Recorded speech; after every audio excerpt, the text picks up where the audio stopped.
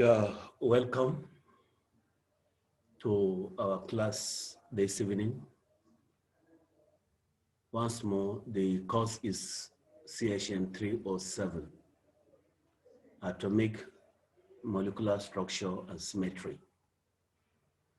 For today's class, we'll be looking at some principles. But first of all, let me remind us about the class we had before this one. One, we talked about the atom and the elements, and also the notation. And we said the notation is that the electrons are actually put into orbitals. We have the 1s orbital, 2p notation, 3p notation, 4f notation. And normally, in trying to write the electronic configuration of elements in terms of this notation, take, for example, hydrogen with atomic number of 1, which means there is 1 electron that is present in the atom. It is written as 1s superscript 1. 1s superscript 1. The 1 is the principal quantum number. The S is actually the orbital, and 1 indicates the electron. So if we take another example of, let's say, helium with 2 atomic number of 2, that means it has 2 electrons. The electronic configuration is 1s2, 1s2. Now, some of these numbering is done according to principles. Like last week, we tried to look at the Aufbau principle. The Aufbau principle said that an orbital can only have a maximum of 2 electrons, which are put into orbitals in the order of increasing orbital energy. The lower orbitals are filled first before the higher energy orbitals. I take that again. The lower energy orbitals are filled first before the higher energy orbital. Now, in today's class, we'll be looking at Paula's exclusive principle and Hooke's rule. In the atom itself, the slide you have before you talks about the atom and the excitation of electrons in the atoms. The first you'll see is the atom with the nucleus and the electron that is revolving around the nucleus. That is what you call the ground state. The arrow, which leads to where you see the excited states, you have the nucleus of the atom, you have the electron, which was in the first shell and is being lifted to the second shell. That means excitation. There is an absorption of quantum energy or photon energy. Now, this moves the electron or the atom to an excited state. The third slide you have is a structure of the atom and the number of electrons that are the number of shells. So you have the nucleus, you have the first shell with where n is equal to 1, the second shell where the principal quantum number is 2, the third where the principal quantum number is 3, and the fourth. Like discussed in the earlier class, I told you that the number of electrons that are filled into an orbital is 2n squared, where n is the principal quantum number. And that is the 1, 2, 3, and 4 you are seeing in the figure that you have before you. So if it is the first shell, your n is 1, that is 2, 1 times 1, 2. That means the first shell can only accommodate 2 electrons. The second one, n is 2, that is 2n squared, 2 times 2 times 2, that is 8, and so on and so forth. That's how it goes. And like we've said earlier about Aufbau, we say that the maximum number of electrons in an orbital is going to be 2, and that electrons fill into orbitals according to the increasing number of energy, and that the first orbitals with lower energy are filled first before the orbitals with higher energy. If you look at the slides before you, it is the grammatic rule for electron filling into orbitals. You will see the first arrow that goes through the 1s, the second arrow through the 2s, the third arrow through the 2p and 3s, the fourth arrow through the 3p and 4s before the fifth arrow, which goes through the 3d, 4p, and 5s. Now, this is done according to the number of electrons that are being filled into the orbitals. So the Pauli's exclusion principle tells us that no 2 electrons in the same atom can have the same value for the 4 quantum numbers. No 2 electrons in the same atom can have the same value for the 4 quantum numbers.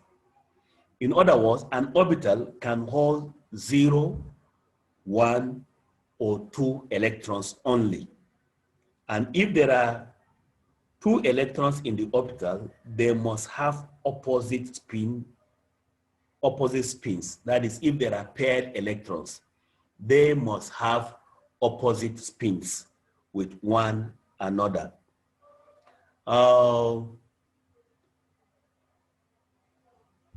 If we look at the third diagram, anyway, before we come before that 6th slide, let's look at the Hooke's rule.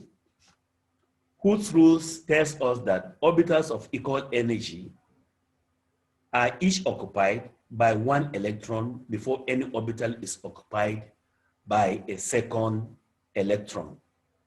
And all the electrons in the singly occupied orbitals must have the same spin. They must have the same spin. So now when they occupy this electrons occupy the orbitals, you know, as you go down the group, more shells are added. Hence, there is increased number of electrons. In other words, the size of the atoms increases as you go down the group.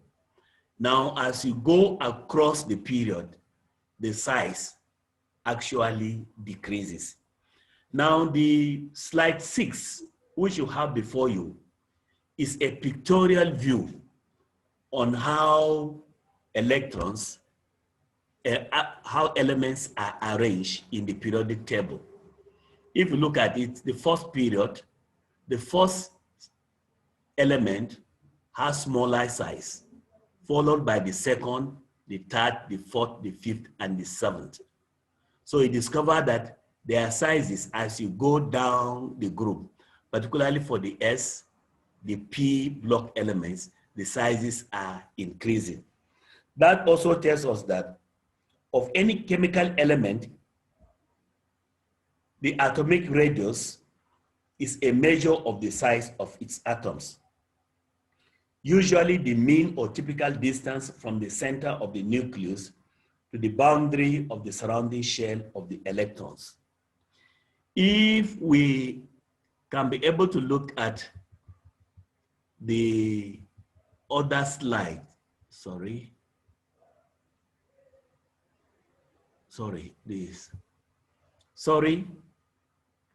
the slide that shows the measure, it actually shows the measure from the center to the outermost shell, which is the radius. That determines the atomic radius. And as you go down the group, this figure continue to increase and increase and increase. And as you go across the period, the figure continue to decrease.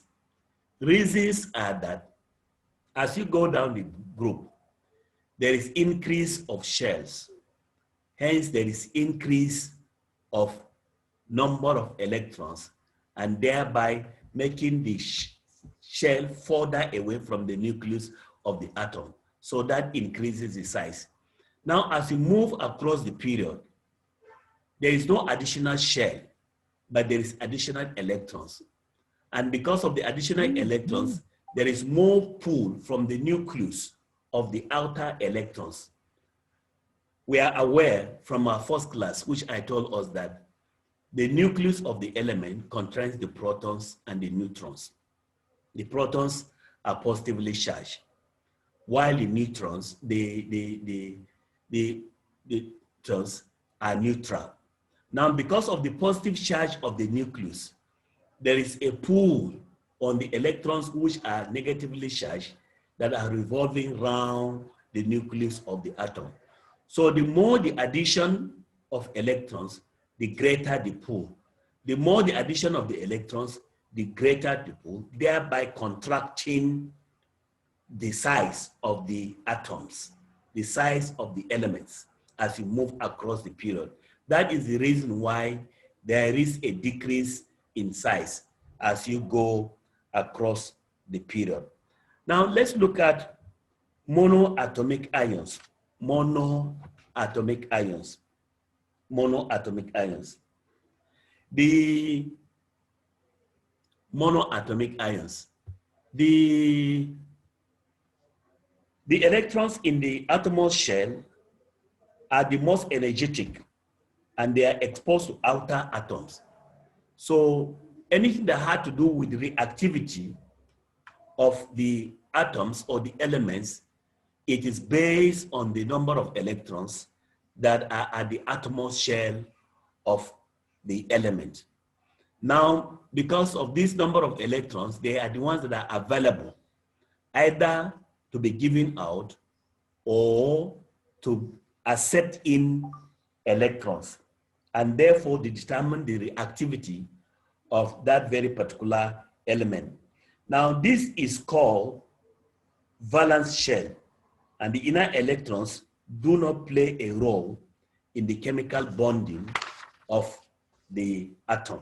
The inner electrons do not play a role in the chemical bonding. However, the outer electrons are the ones that plays most of the role in the chemical bonding of the atoms with one, or the elements with one another. Elements with similar properties generally have similar outer shell configuration. Elements with similar properties have similar outer shell configuration. E.g., if you look at group 1, that is the alkali metal, they always have ions with +1 charge, and the extra S1 electron is the one that is lost. That electron that is lost is the one that is actually involved in the bonding of the electrons. Now, if we look at if we try to look at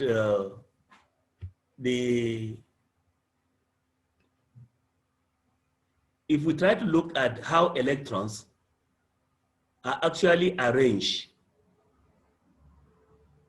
how the electronic configuration of elements are done, you discover that you write them in terms of 1s, 2s, 2p, 3d, 4s, 5s, and so forth. Now, instead of writing this expanded form, we can also write the short form. The short form is a noble element in close bracket, then the excess number of electrons that are going into the orbitals are also written. I have a slide. Let me show you that from the slide which I have here.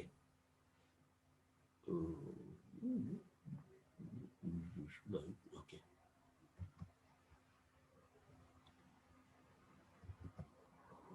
The slides we have here, if you look at this slide, this is the electronic configuration of lead. Lead has atomic number of 82. So you see the expanded form, that is 1s2, 2s2, 2p6, 3s2, up to 5d10 and 4s2.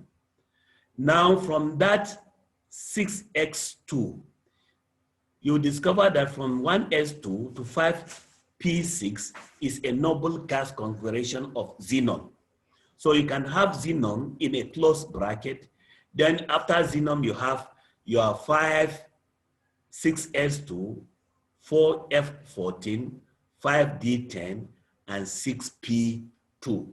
So the lower one is the short form of writing the electronic configuration, while the higher, the upper one, the first one, is the long form or the expanded form of writing the electronic configuration.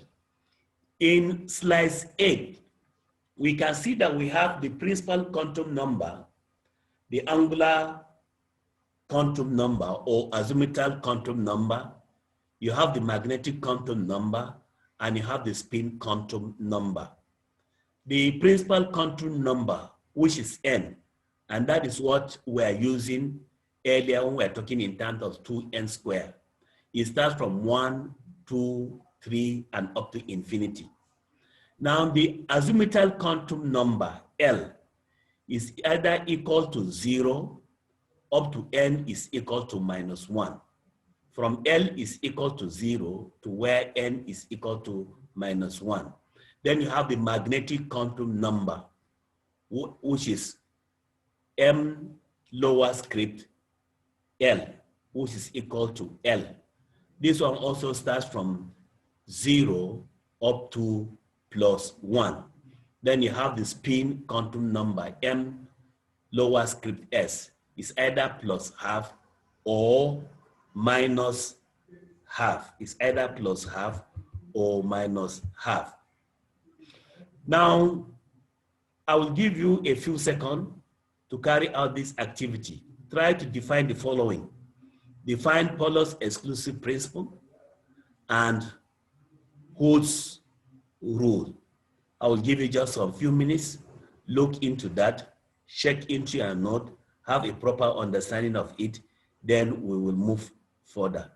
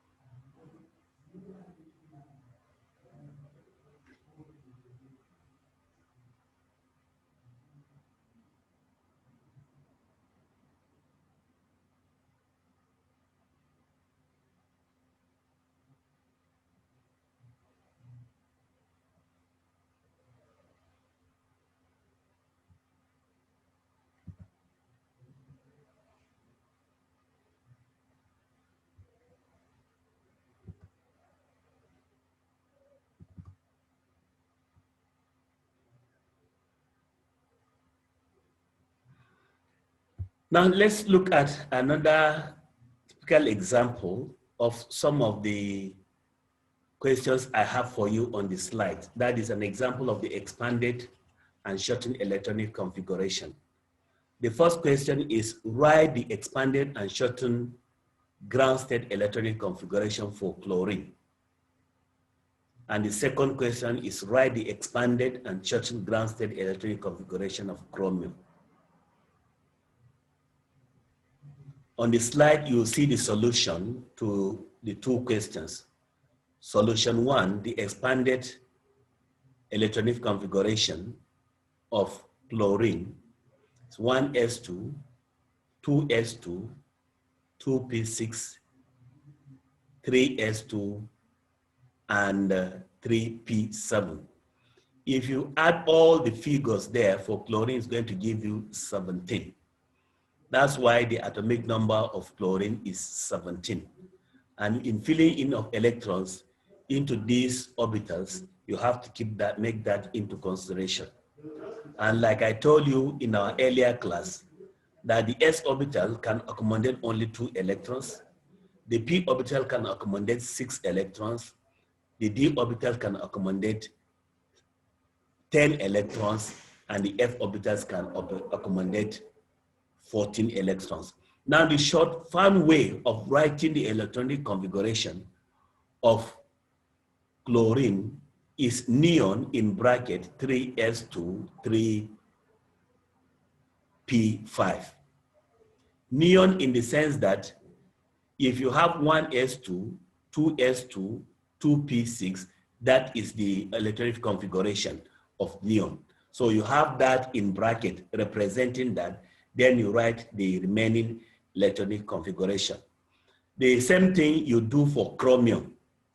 Chromium has 1s2, 2s2, 2p6, 3s2, 3p6, 4s1, and 3d1. So you discover that from 1s2 to 3p6 is the electronic configuration of argon. So you now, in the short form, you have argon in bracket, close bracket, then 4s1, 3d5. Reason being that argon has that noble state, then the other ones are actually added to it as they move forward. Now, furthermore, I also want us to try to, if we move away from the slides that we have, we said the next shell down is the outermost shell, which is now full, meaning there is very little tendency to gain or lose electrons. Now the ions, that means if an electron is removed, take for example, if you have sodium, sodium has an atomic number of 11, but sodium plus means 1 electron has been given off. That leaves it with the atomic number of 10. Now the ions electronic configuration is the same as the nearest noble gas. So the ion is said to be isoelectronic with the nearest noble gas. So atoms prefer to have a filled outermost shell because this is more electronically stable. So if they have the outermost shell that is completely filled, that is more stable and they are more comfortable, they can actually stay in that very particular state, at that very particular state. Another thing is that if we go to slide 11, slide 11 still tries to give us the increase in the atomic size and the atomic radius of the elements. You'll also see the pictorial view there, how as you are moving down, the size of the atoms are increasing. And as you are moving across the period, you'll also observe that the size of the atoms are actually decreasing.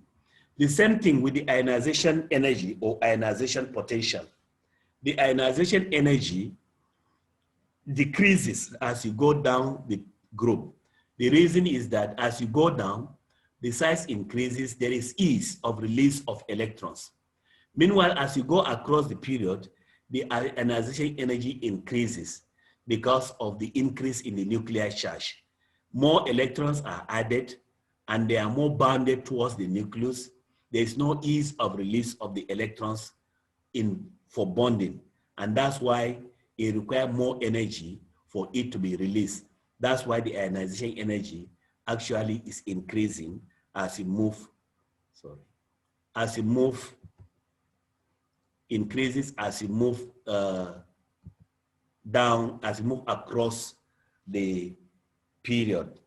Now, in a summary of what we have tried to do so far today is that one, we have tried to define the Paulus exclusion principle, which states that orbital may hold a maximum of 2 electrons only.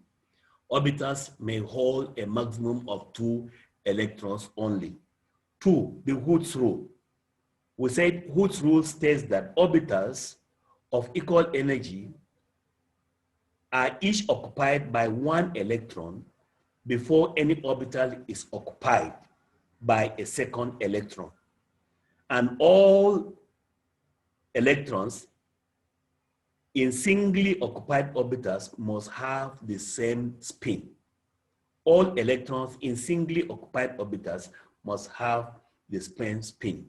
2, 3, we said down the periodic table, the atoms or ions may gain or may lose electrons as they become larger, and that the size of the atomic radius increases down the group while it decreases across the period. We also talk about the ionization energy, that it decreases down the group and it also increases across the period. Once more, I want to thank you for having your time to actually participate in this class that we have today. I hope in our next class, you'll be able to avail yourself in the class. And we also hope to have more of you attending the class in our next class. Thank you.